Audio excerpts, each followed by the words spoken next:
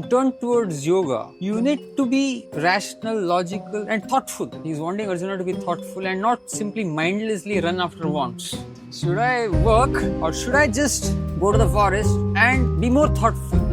As you said, see, for most people of this world, internally there is not much positivity there. So if they hide away from work, then what will happen is they'll be buried in negativity. There was an experiment that was performed in one of the universities in the West. Some students were called and they were all administered some mild electric shocks. Nobody else is going to be with you, and obviously you won't have any gadgets with you. If gadgets is allowed, then they'll stay forever. Internal joy is more than the external joy, then you're eligible for Jnana Yoga. You know, at Alibag here, at the school, at the government school here, it's a very small school really. We have a teacher who comes all the way from about 7-8 kilometers away every day morning to teach the students. She must be paid some pittance, really. But she's a very good teacher, very, very good teacher. A couple of weeks back, I was asking her, why are you, every day coming 7-8 kilometers, traveling, going back? I don't want to go to the city. I know I can earn 5x what is over here. So that is probably a lot of what karma. You are shifting from external dependence to internal satisfaction. That is the path of Karma Yoga is all about.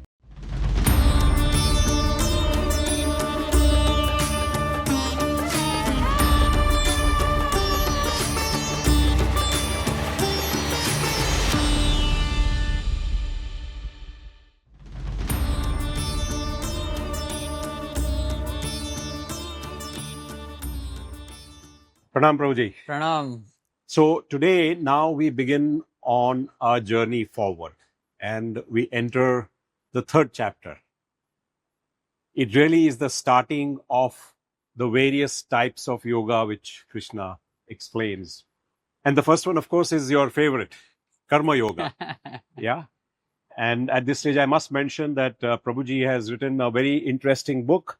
I'm not really unduly marketing it, but it's a must read. Yeah. And it's a simple, light read. It explains all the concepts of Karma Yoga very, very interestingly. So we will talk about some of these really.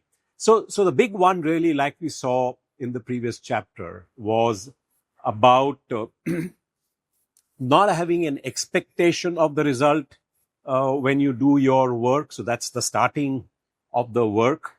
Not renouncing work itself. Yeah. Having a focus, let's say, on the Supreme Lord when you are doing your work, yeah, from a focus point of view.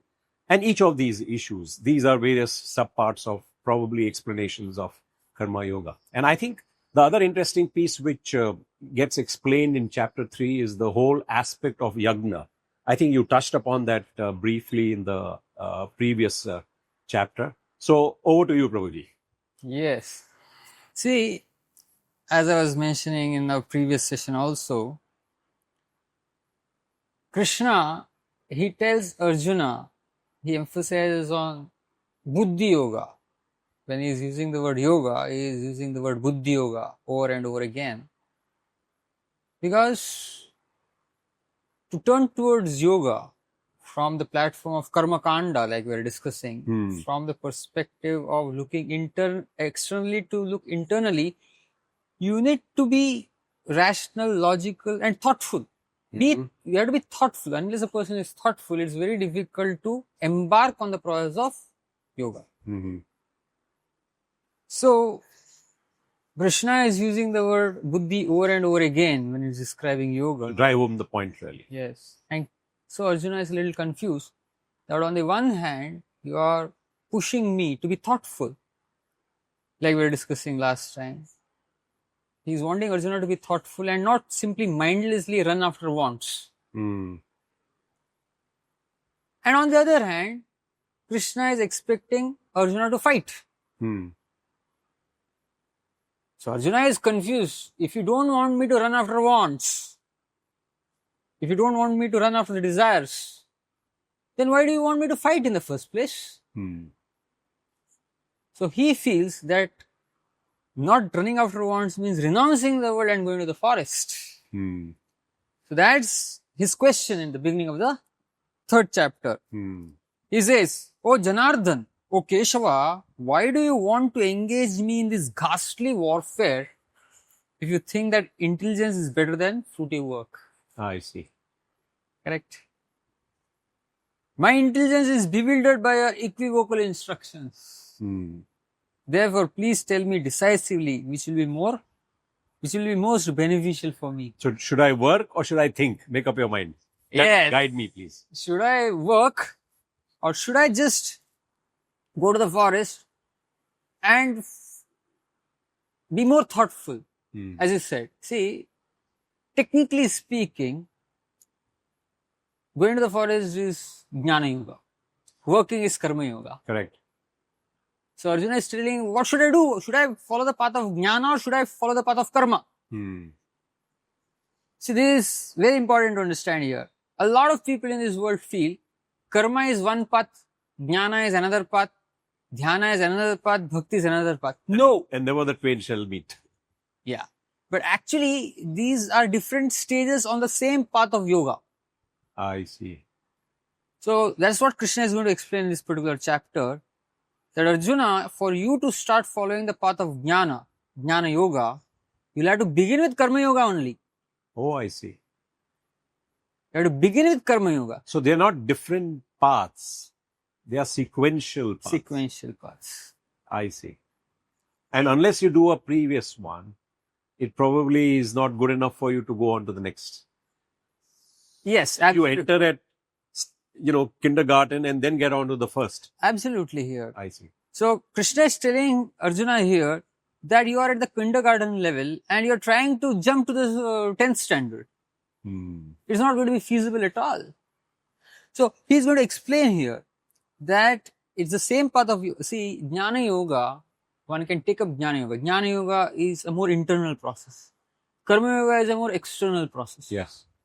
In Karma Yoga, see, as long as we are not so active internally, internally active in the sense that, as we explained previously, you're experiencing some joy from within. When you start experiencing joy from within, then you are eligible for the platform of Jnana Yoga. And the symptoms of a person who has reached that platform, Krishna is going to explain in the future chapters. I see. But as long as you have not reached that platform, as long as internally there is only negativity. See, for most people of this world, internally there is not much positivity there. Correct. So if they hide away from work, then what will happen is they'll be buried in negativity. Turbulence. See, there was, I think, around 10 years ago or so, there was an experiment that was performed in one of the universities in the West. So, some students were called for this particular social experiment and they were all administered some mild electric shocks. And they were asked, how do you feel? They said it's quite significant. Even though it is mild, it's quite significant. And then they were told, one by one, you should go into a room. You should sit in that room alone. Just you and your thoughts. Nobody else is going to be with you. And obviously, you won't have any gadgets with you. If gadgets is allowed, then they'll stay forever. So it was, the condition was, you have to stay there for some 15 or 20 minutes. Just you and your thoughts.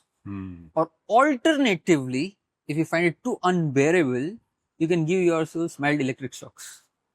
Alternatively, I see. Alternatively, you can give yourself mild electric shocks. You'll be surprised, almost 3/4 of the students ended up giving themselves electric shocks. I see. Because, see, we need activity. We need activity to keep ourselves busy. When there is no activity, you are left with your internal world. And in most cases, the internal world, as long as a person is materialistic, the internal world is negative. So Krishna is telling Arjuna, you will give up your prescribed duty, you will go to the forest, but andar sab khokla hai. Correct. You will regret. Or maybe you go to the forest. And you'll keep thinking about all the negative things only, even there. That is one thing. Another thing worse is, you will take up karma in the forest. You will start fighting with the sages there. I see. So, you can't artificially jump to jnana. See, karma yoga is for people who are still externally oriented, which is Most of the Most population, of us will be like that. Yes. most of the people will be there. Correct. Before you embark upon Karma Yoga, your joy, happiness is coming purely externally. Yeah. Through Karma Yoga, you begin to experience internal joy. And when your internal joy is more than the external joy, then you are eligible for Jnana Yoga. Yeah. You know, at Alibag here, at the school, at the government school here, it's a very small school really. So we have a teacher who comes all the way from about 7-8 kilometers away every day morning to teach the students. She must be paid some pittance, really. But she's a very good teacher, very, very good teacher. All her students love her. So, a couple of weeks back, I was asking her, why are you, every day coming 7-8 kilometers, traveling, going back? And she is a MS, really, MSc student, really. She said, I just enjoy teaching them. Yeah, I see that when I'm teaching them, they enjoy. They like what I'm doing, and I can see me developing them into future, good children, good grown-ups, really. That's my joy which I get. I don't want to go to the city. I know I can earn 5x what is over here, really. So that is probably a lot of what karma is. Yes. See, once you come to the level of experiencing that inner joy, like you're giving the example of that particular teacher, you're shifting from external dependence to internal satisfaction. That is the path of Karma Yoga is all about. And so, Krishna is telling here, see in the next verse he says, Krishna is warning Arjuna that not by merely abstaining from work can one achieve freedom from reaction, or by renunciation alone can one attain perfection. See, oftentimes people feel that just by renouncing you will attain perfection. That's not the case. Perfection is about, as I said, experiencing internal bliss and happiness. So Krishna is telling, one who restrains the sense of action, but whose minds dwell on sense objects, certainly deludes himself or herself and is called a pretender. So the path of spirituality is not about being pretentious. Authenticity is highly regarded in the Bhagwad Gita. So, on the other hand, if a sincere person tries to control the active senses by the mind and begins Karma Yoga without attachment, such a person is by far superior. See, the Vedic understanding here is Jnana Yoga is generally reserved for post-retirement. And see, I'm telling the general way in which Vedic society worked. Karma Yoga is your active life. Correct. So any young person who has just entered into working life will have material desires, will be ambitious. Yeah. But such a person is expected to work at the same time, become more and more internally oriented, so much so that by the time you reach the age of retirement, you are looking forward to retirement. You're understanding that. See, while you're working in this world and when you practice Karma Yoga, as I explained, slowly but surely you start experiencing inner joy. And then by the time you start realizing that your internal joy is far greater than the external pleasures that you can ever hope for, you are ready for Jnana Yoga now. Correct. So let's try and assess, since you mentioned about someone who is starting work. So when I start work in the beginning, I will have desires which are selfish in nature. Yes. Yeah. For the first couple of years, I will want to grow. I, me, for my family. All of those are selfish desires.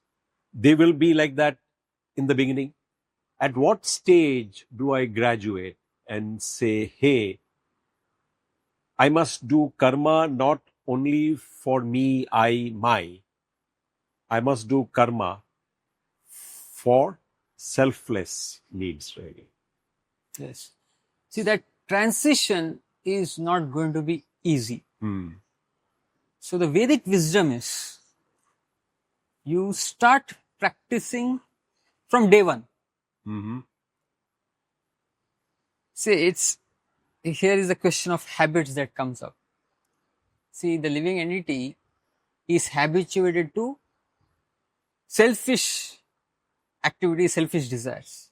Now that habit has to change to selfless Correct. service. Correct. So, like with any other habit change, this habit change is not going to be easy. So, in the modern day world, people speak about serving others, serving society, but to make that transition is not easy. See, there are two things here. You understand that to have a higher purpose in life is far better. So, you actually, make that transition from a want-driven to a purpose-driven too suddenly. You cannot suddenly wake up one day morning and say, I'll be purpose-driven from tomorrow. That's not possible. It has to be a gradual change. Yeah. And that gradual change is the process of Karma Yoga. And that's where the concept of Yagnya comes into the picture here. I see. See here, Krishna is telling here. Yagnya is about sacrifice. He suddenly starts speaking about Yagnya. In the big, Sa Yagnya Prajashrashva Purovacha Prajapati Anena Prasavishyadhvam Eshavu Astishta Kamaduk. In the beginning of creation, the Lord of all creatures sent forth generations of men and demigods along with sacrifices for Vishnu and blessed them by saying, be thou happy by this Yagnya, because its performance will bestow upon you everything desirable for living happily and achieving liberation. And in the next few verses, Krishna is speaking about Yagnyas. And somebody who is reading this chapter might get a little confused. You're starting with Karma Yoga and then suddenly Yagnya. See, Yagnyas are the lifeblood of Karma Yoga. Now, what is a Yagnya?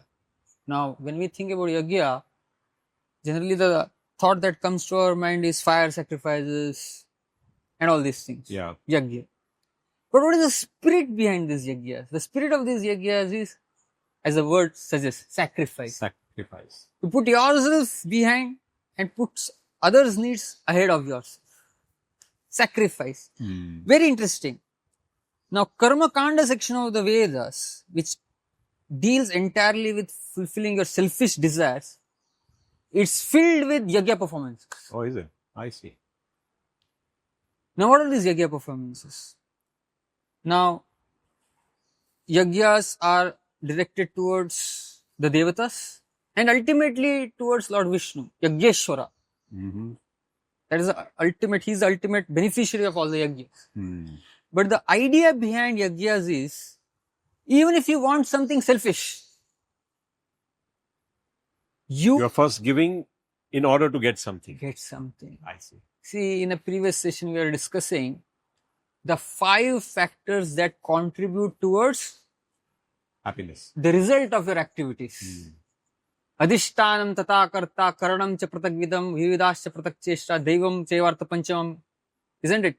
And we are discussing how the body, the senses, our skill sets, our endeavor, and then finally Deva, higher power. 20% to God. Yeah. All of them combined together gives rise to the results. Yes. So the people of this, a person who is following Vedic injunctions, the Vedic culture, such a person was taught to acknowledge the role of Daiva from day one. So as you said, a young person gets into household life. It is natural for such a person to think selfishly. Correct. I, me and mine. Will try to fend for the family, try to build some property, so many things. So what we are saying really is, okay, good, that's what you should be doing, but keep 5% of that for sacrifice, for the benefit of someone else. Yeah, no, let me be more explicit here. It is natural. Yeah. So Krishna is warning Arjuna, don't act artificially here. You are still at a stage wherein you have selfish desires. Don't deny it. Don't be in a denial mode artificially. So what he's suggesting is, you might act selfishly, but in order to achieve your selfish goals, perform yagya. See, the understanding here is you acknowledge your dependence upon the gods. So you want money, for example. You perform yagya for the devatas so that the deva aspect is in your favor. Correct. And you actually get the money. So you get A grade in that 20%, which is Yes, in God's control at least. it's more than 20%. You know, it's very difficult to quantify it. But Yeah. the aspect which is daiva, it is taken care of. Correct. While in the process, what happens is you are sacrificing. See, when you're performing yagya, there are so many things that are happening. One thing is you are putting grains into the fire. Apart from that, every yagya performance ends with feeding people. Yeah, of course. Yes. You're feeding society, you're feeding your relatives, you're feeding so many other people. So what is happening is feeding. No yagya is complete without charity. So your goal is to get some benediction from the devatas so that your desire for selfish interest is met. Yeah. But in the process, you end up sacrificing your hard-earned money. Correct. So you're performing these yagyas, and in the process, you're giving charity, you're serving society, you're helping others, you're feeding others. And when you do all these things, what happens is, it's in a habit. See, this is all about habit. I agree. Yes. See, the habit right now is thinking in terms of I, me, and mine. See, I was reading this book called The Power of Habit. It's different from Atomic Habits. So this Power of Habit, the author Charles Duhigg,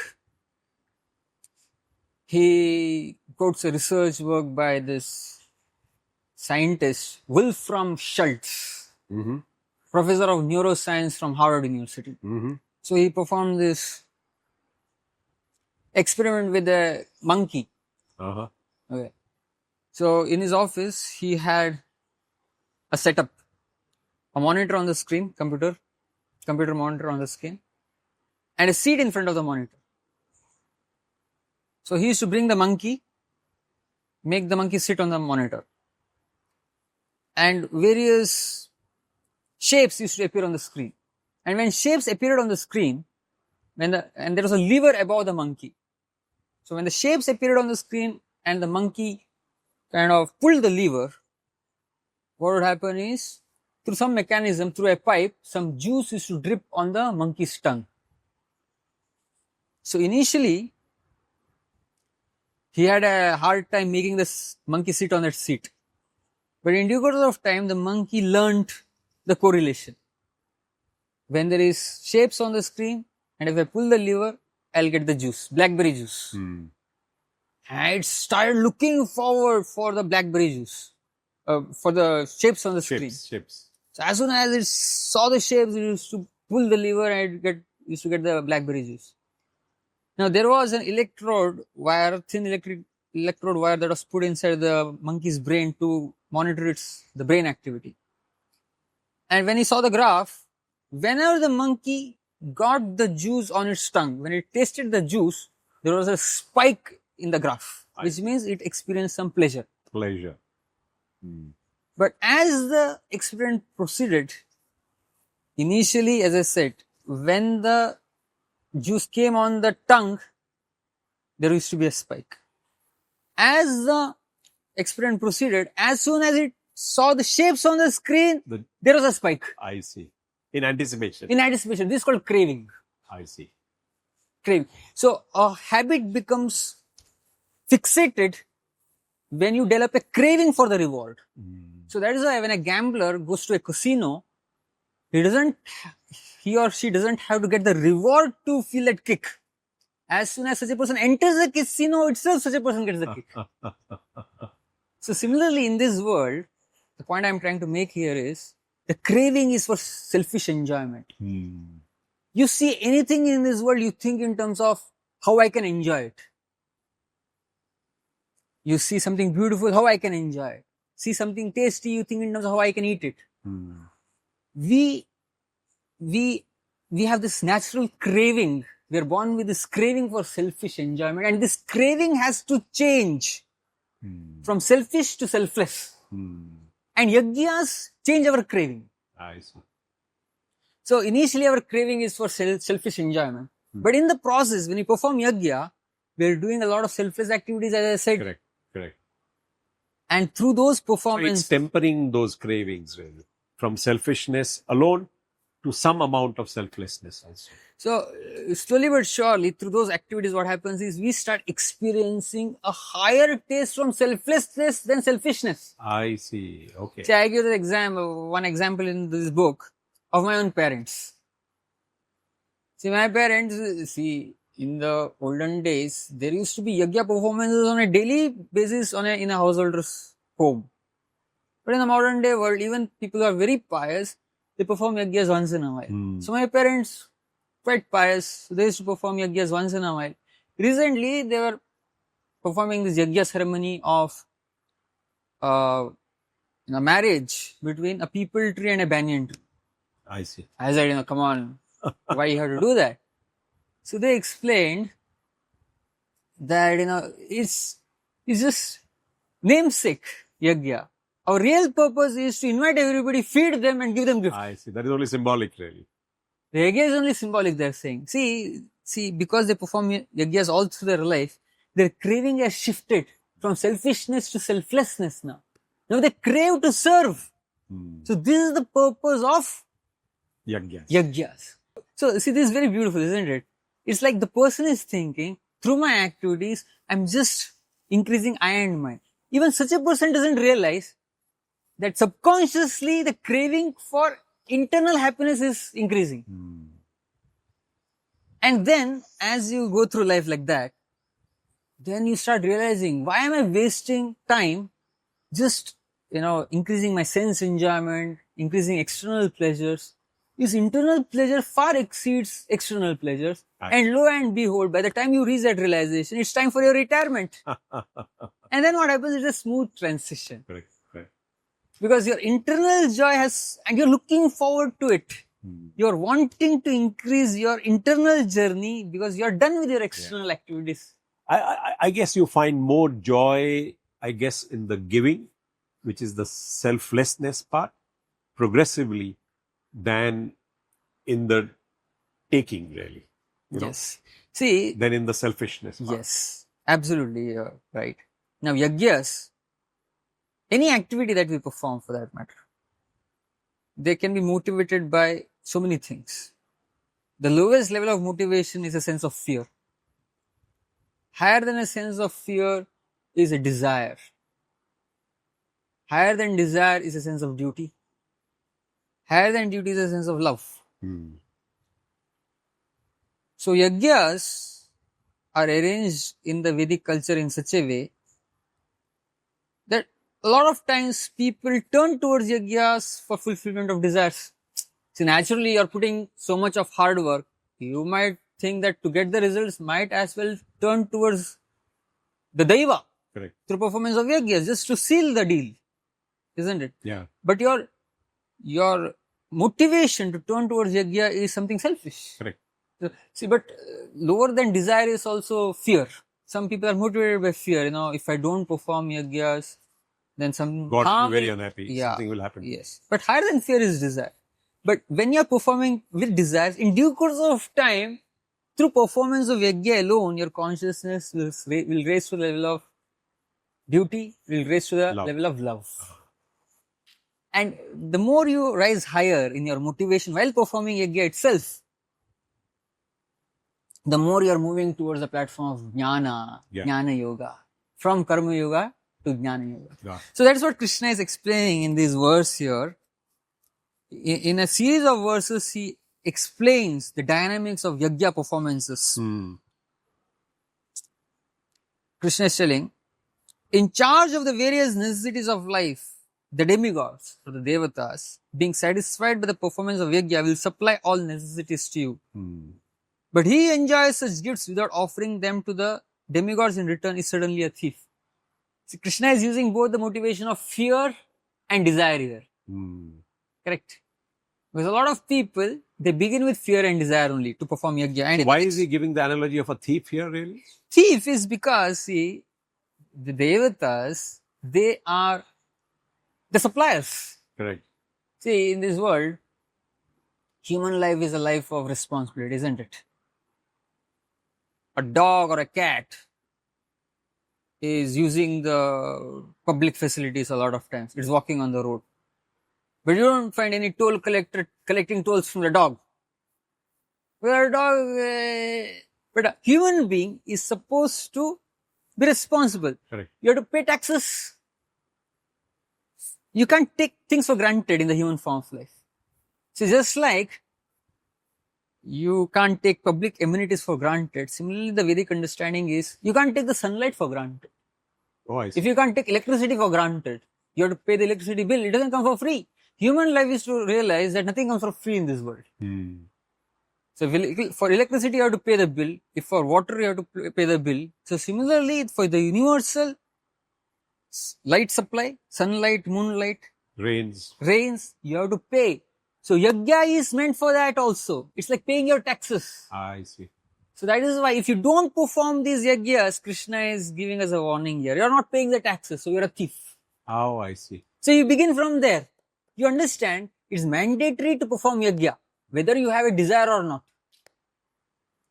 You start the performance of Yagnyas, understanding it is mandatory, and then if you have higher desires, other Yagnyas are there. But in due course of time, your motivation slowly shifts from fear to desire to duty to love. So this is the internal evolution that happens. That itself is a progression. In the life of a karma yogi. So karma yoga is about experiencing the internal joy of giving, of yagya, of a purpose driven life. So then Krishna explains in a series of verses, beautiful verses. My dear Arjuna, one who does not follow in human life the cycle of sacrifice, thus established by the Vedas, certainly leads a life full of sin. Living only for the satisfaction of the senses, such a person lives in vain. So in this way, this section is covered. Now the next question would be that suppose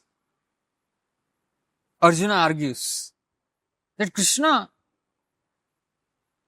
I am already through the level of karma yoga. I am experiencing inner joy already.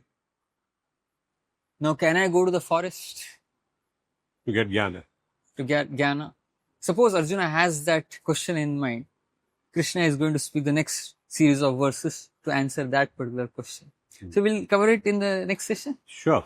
Yeah, that was superb. Thank you. Thank you.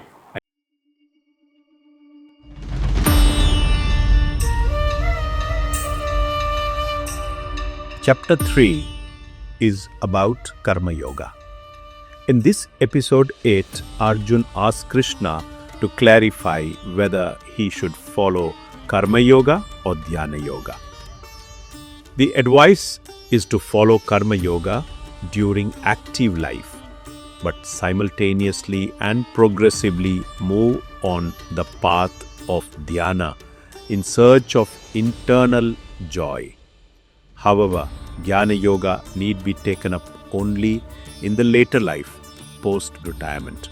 We learn that if we restrain our sense and organs of actions, but our mind still thinks of material objects, then we are only deluding ourselves and are pretenders. We need to perform our prescribed duty. Remember, action is far superior to inaction. We also discuss about Yagnya, the lifeblood of Karma Yoga. Yagnya is about learning to sacrifice by giving in the hope of getting a materialistic benefit. It is also about acknowledging our dependence on God. And remember, no Yagnya is complete without charity. Krishna guides that performing Yagnya is our mandatory duty. And finally, Karma Yoga is about experiencing the internal joy of giving to achieve a purpose-driven life.